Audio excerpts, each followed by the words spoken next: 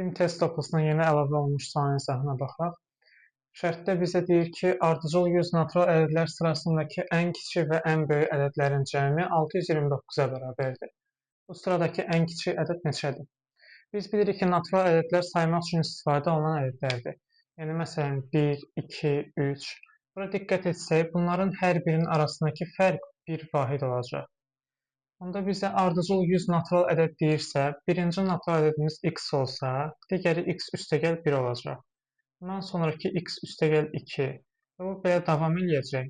Ardıcıl 100 natural ədəd dediyinə görə sonuncu natural ədəd də olacaq x üstəgəl 99.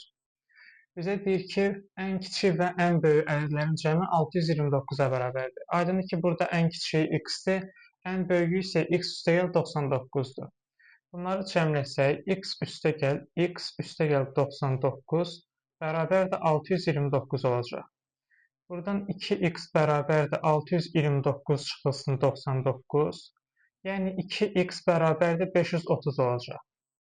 Buradan da x-i tapsaq, x bərabərdir 265-ə. Bizdən soruşduğu bu sıradakı ən kiçik ədəd neçədir deyir. Ən kiçik ədəd də x olduğuna görə cavab olacaq 265.